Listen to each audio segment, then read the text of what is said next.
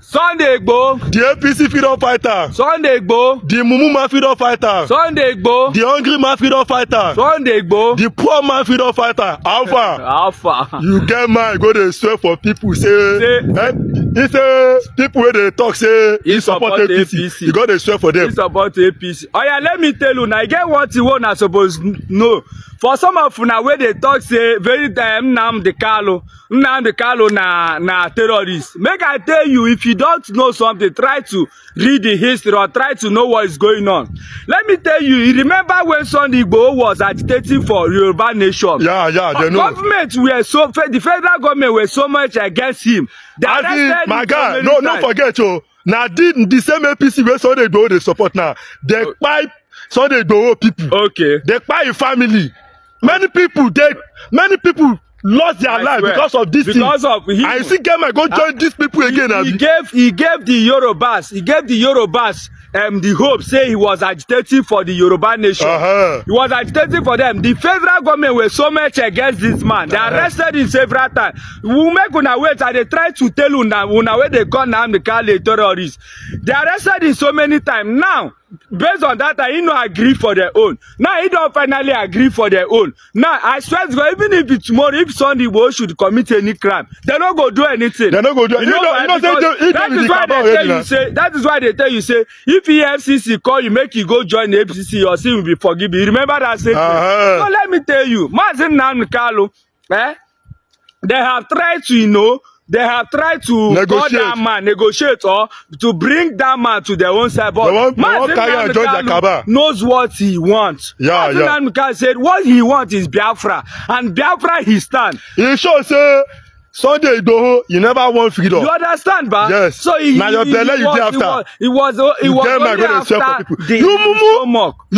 Sunday Igboho. If you don't see anybody, it was only after his stomach.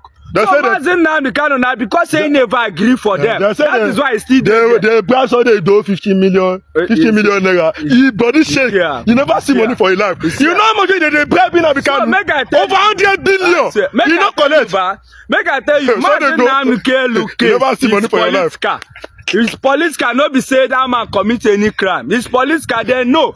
If Mazin Nnamdi Kanu agree for them to die, I swear to God, he go come out. But that man say that is why Mazin Nnamdi Kanu tell you say if he die, say Biafra will come more quicker. He must come. You understand? Peace and love. We dey push. See you soon. We dey push. See you soon in Aba. In Aba. You understand? For 10 million people protest. March. It's peaceful movement for Mazin Nnamdi Kanu. Honestly, I watched a video that really tickled me to the marrow. A video that astonished me to the core. And that happens to be the video in which I watched Sunday Igboho wearing the APC cap. Now obviously a member of the APC and openly campaigning for the APC now. In fact, I felt terribly weak when I watched him. A lot of thoughts ran riots in my head. Here was a man who came out to fight for his people. A man who claimed that the government of the day, the country, was retrogressing his own people, things were not working. A man who felt he wanted to come and liberate his own people. And now he was now dining with the same people everywhere. It's a big matter. You see, freedom fighting is a matter of integrity and principle. That is all about it. If you don't have it, you don't have it. That's the fact about it. What I see in Sunday Igboho is another theme of betrayal. And some of you who knew about the story of Afonja can also relate very well. Another theme of betrayal. It is not something today it started. It's a long-standing thing. It is what is endemic in the people's life. Otherwise, if I had come out to support, to fight for my people, I do not see the reason why today I should find myself in the corridor of power, directly or indirectly, with the same system, the same people I felt, my people are not benefiting from. It's a thing of shame. That is where the issue of integrity, of principle comes in. In fact, I want all of you never to make the mistake, don't even contemplate it, to equate Mazin Nnamdi Kanu with that guy called Sunday Igboho. It's a big mistake. Don't try it. Don't even reason it. The gap is too wide. Not the same standing. Not even the same anything you can possibly think of. Don't even contemplate it at all. It's total nonsense. I want all of you to know what is actually happening. It's a very big shame. It's a big shame. In fact, a lot of you always come to campaign for the country. You after finish campaigning, you go back and start crying.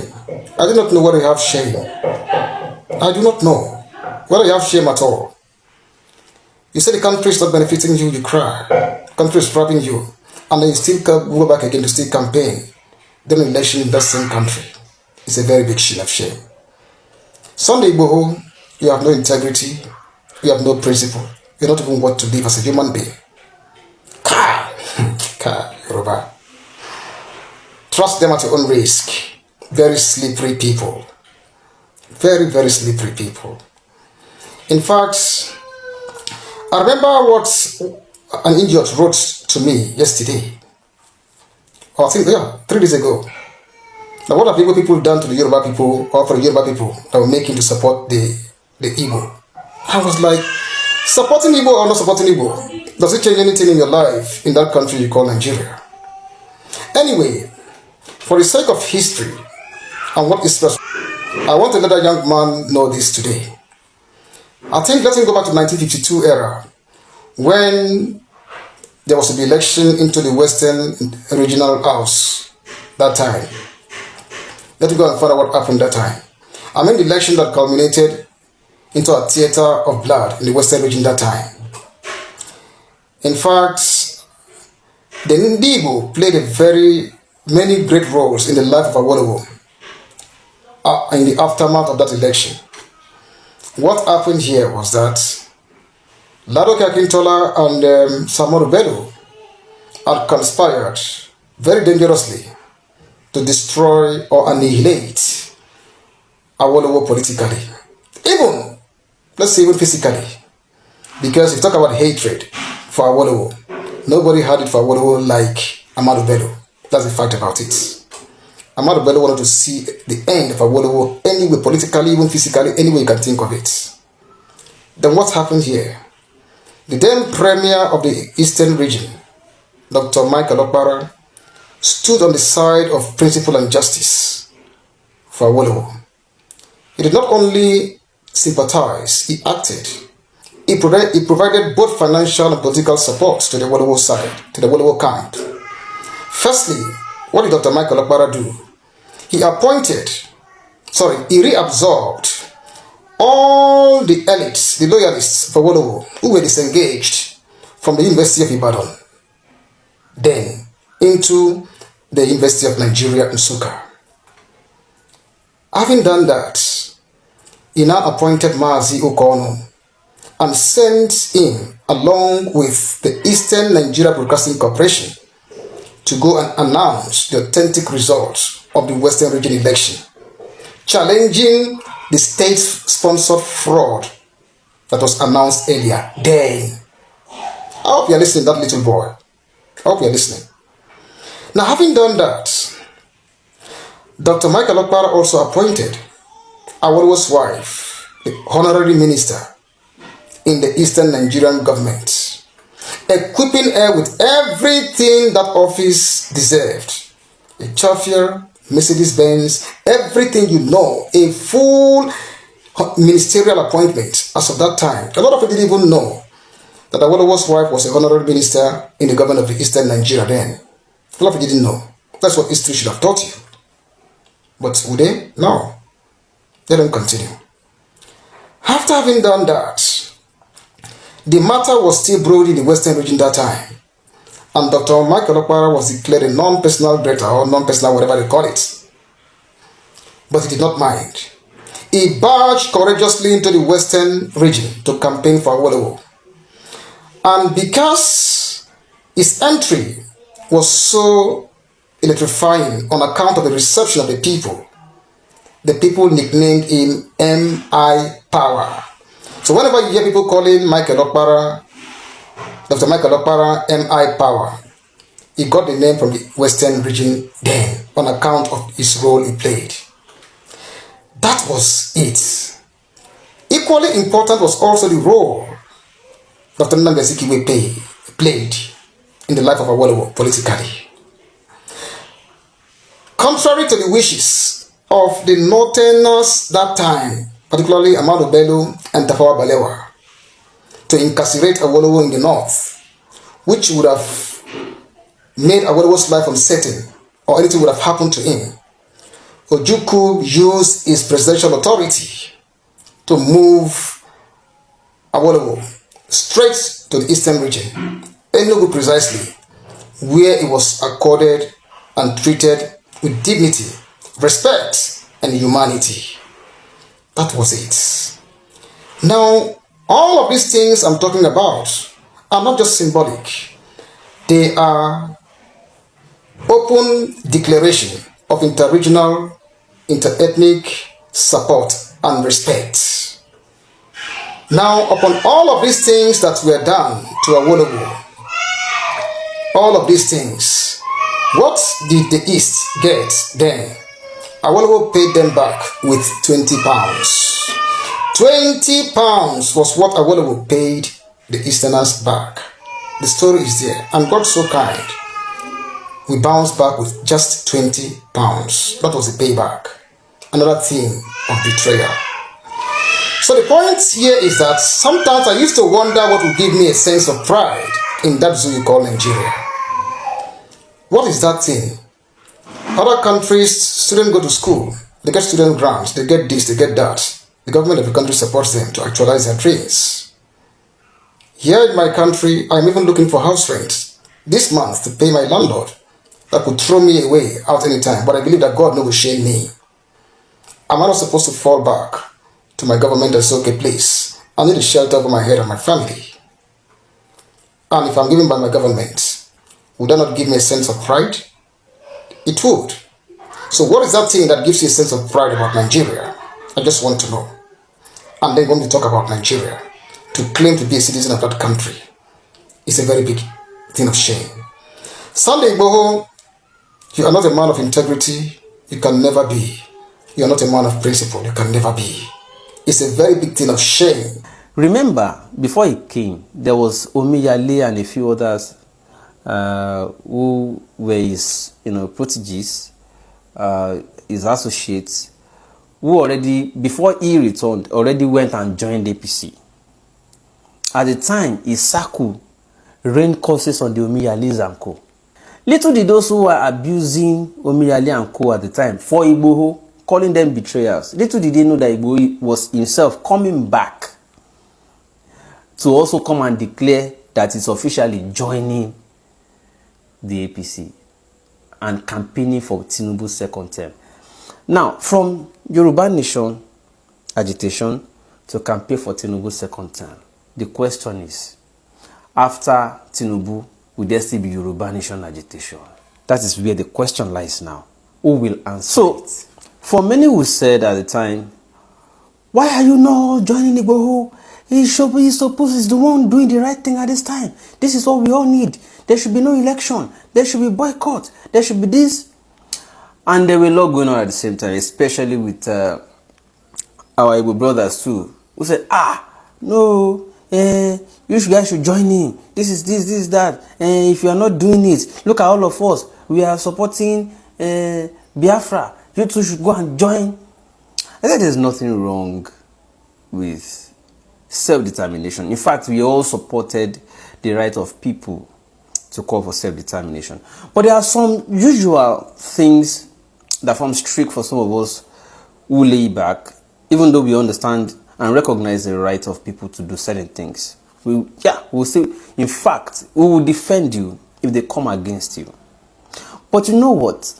To now join you in it, that we must have tested some things. I'm a person, for instance, who has checkbox. Like, I do my checklist. Does this check it? If it doesn't, even if I've entered, I'll put back. This was the first drawback for me. The moment Sunday Igboho came out and was bragging, like making it open pride, that was it Ladoja I always mention, like a former governor, is the person who made him, and that is the only person who can talk to him, and he will either stop what he's doing or continue. I said, okay, there's a remote button already somewhere, and he already made the public know that is his remote. Indirectly, he's also trying to promote that person, whether for political reason or not, but he's just trying to say he's grateful, Shabi. Okay, but I also understand that person is still within the political circle. No problems. So that means if that person presses the button and say, hey, stop there, all of us following him, you automatically come to a halt, isn't it? That's why I said, okay, let me still be watching.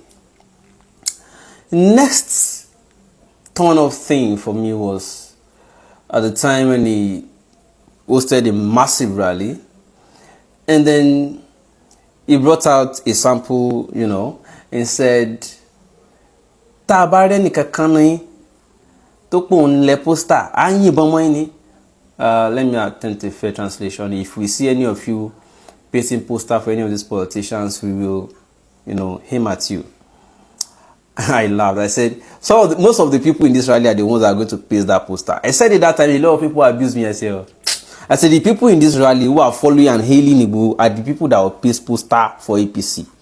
They yabbed me that time. I not forget. How they look. I'm not trying to talk down on the effort too. I'm only saying those are the things I saw.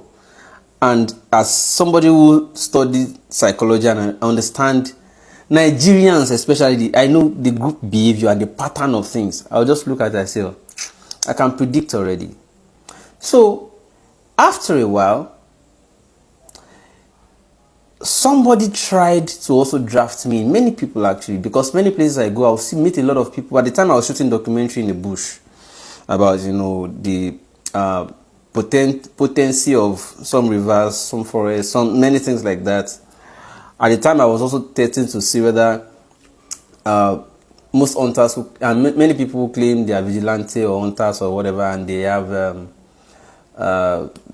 native bulletproof, you know, bere, that if you shoot at them, it was not going to penetrate and all that. So everywhere I went looking for who to test, like I want to shoot a documentary to test who truly has the confirm. I always heard everybody saying they want to join Igboho to go and fight. I said, wow. So it was a lot of, you know, momentum for him at the time. And I really salute how he did it. But I also had a caution. I would say, it was too early for Igboho to come out and say, Yoruba Nissan now. No. Build the cells first. There are a lot of people who are willing to. So if you had maintained, I said at the time, I told somebody close to me, I said, if you can first maintain that we just want to rid our forests of the terrorists or bandits, that it will gain lots of support. But to jump the gun and he wants to skip and say Yoruba Nissan now, Yorubas are they are not easy to lead like that too. In fact, they will be hailing you and saying they like what you are doing. But if once you turn like this, they just right behind you, they'll say, they raise their nose like this, they say he wants to lead us into what? They just look at you. They will be hailing you because they don't want you to take them as enemies, right? But as you turn, blessed memory, Nika Odumaki, I think he facilitated at one time meeting between Sunday Igboho and Are Gani Adams. And I think at the time, Gani Adams was trying to advise Igboho, say, you don't understand Yoruba very well yet. Don't be carried away by the noise, the praises, and all those things. That you have to calm down. You need to do consultations properly first. Understand where is Yoruba facing in all of these things. If Yoruba say they still want to do election, you can't lead them against their wish. But you know, I understand how it feels whenever you feel you are in charge, the momentum is high, you know, you are getting all the, you know, you don't understand. So I get it. Igboho was on top of his game.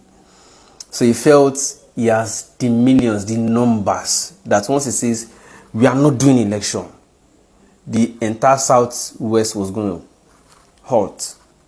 Or you understand that kind of thing. So he had that belief in his mind, seriously.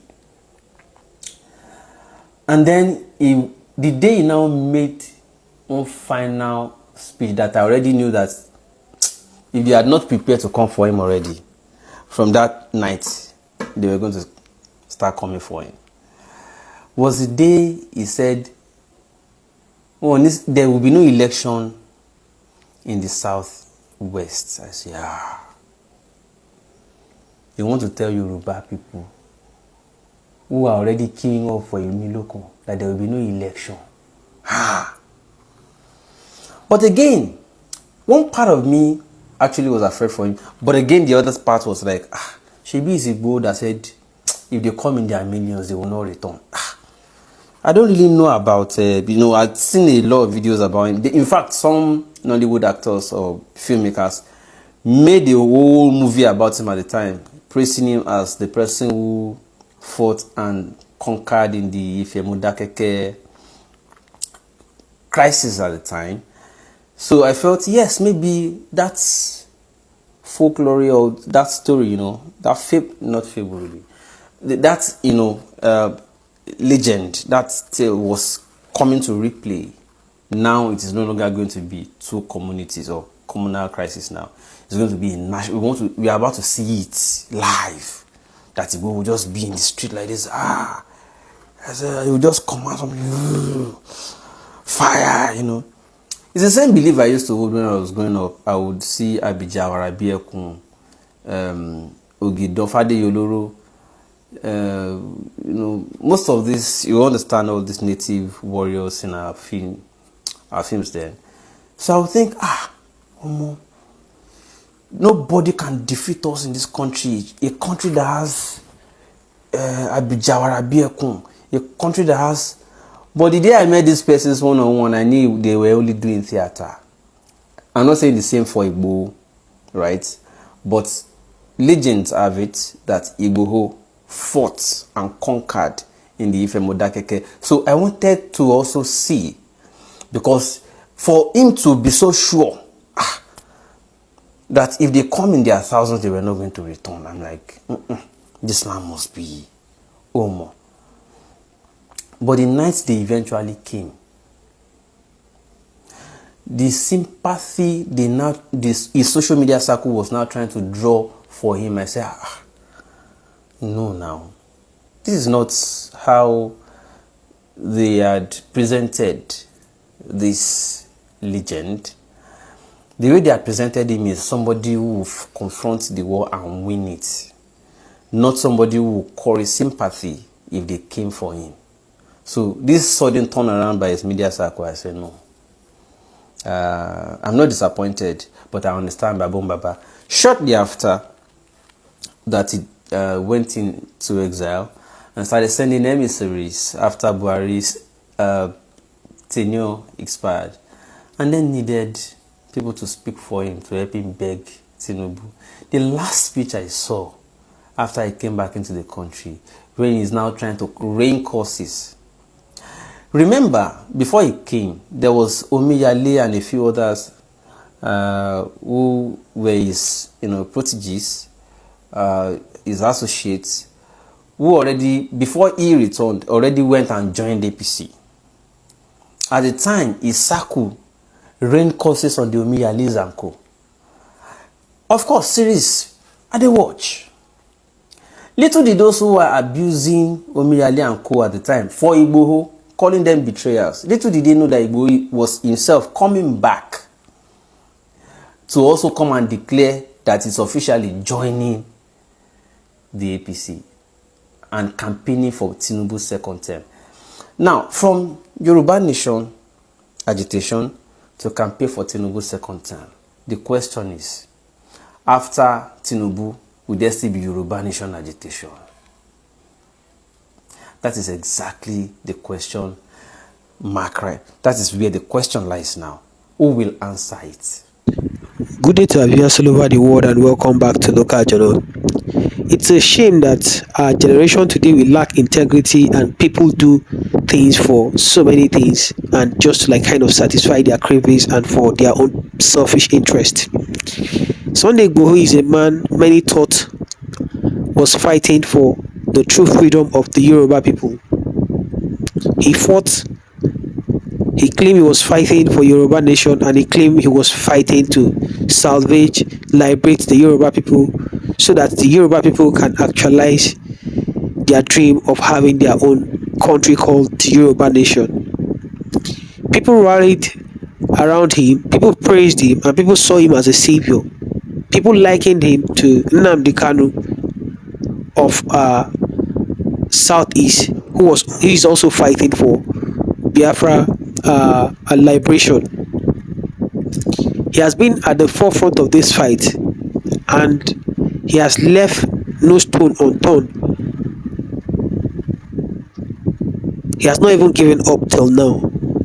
But here is Sunday Igboho, who many also thought that he is the Nnamdi Kanu of the Southwest. He is the Nnamdi Kanu of the Yoruba people, and that he really meant this Yoruba liberation thing, and it was coming from the depth of his heart, not knowing that he had another plan behind the scene. He had another plan in his mind. He was just using the Yoruba nation to gain attention and gain prominence. Now the Sunday Igboho that many had thought that he was actually fighting for Yoruba nation has come out openly to declare his support for the APC government. He is now a politician fighting for the re-election of Tinubu's administration, and this beckons me to ask this question: does it mean that the Yoruba nation or the agitation for the Yoruba nation is dead already?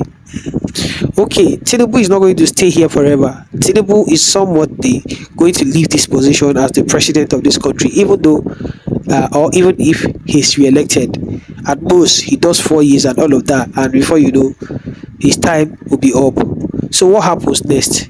What happens to the Yoruba nation next? Does it mean if another president from another region comes up, he will come out again and say the Yoruba nation agitation is still holding or is still standing? Or does it mean he's going to reignite his agitation for Yoruba nation if the Yorubas are no longer at the center of power again? This is not making any sense, and this is a shame on his personality, because for everything that he has labored for and for everything he has struggled to build, he has used his own hands to destroy everything that he has struggled to build. He lacks principle, he lacks that morale, and lacks that grandstanding to bring people together and to say they are fighting for Yoruba nation. He lacks the grandstanding to be the forerunner or the main beacon that will bring the Yoruba nation to actualization, because people like this are not people that you can trust. These are people that are just after their own stomach. They are people after their own interest alone. Look at Nnamdi Kanu. He's cooling in Sokoto prison because of what? Because of the fact that he is undeterred and he has made a resolution with himself, with his people, and with his soul that if he dies in the struggle, so be it. That under no condition or circumstance is he going to jettison this struggle to get or to actualize Biafra for anything. And that is the reason why he is in prison today. Not as if he cannot come to the table and make deals like this and make himself wealthy. But people with principles don't act in that manner. And this is a testament to the fact that this whole thing or this whole propaganda that Igbo people like money is just a charade, just to tarnish their image, because we can see it clearly that the contrary is the case. People who are saying that the Igbo like or loves money are the ones that are doing the otherwise now, because this has proven to me that if the both of them were fighting for the same thing, they were fighting for the same thing, but one left the struggle and is supporting the current government. Meanwhile, the other is still in his struggle, and he's been like kind of incarcerated because of that. So tell me, who among the two is a money monger, or someone who has come to like kind of satisfy their own selfish interests, or someone who is all about their own stomach infrastructure? This is preposterous, and this is a shameful thing to his personality. Well, that is for him. Drop what you think about this in the comment section, and if today is your first time to visit our channel, please kindly like, share and subscribe to our channel.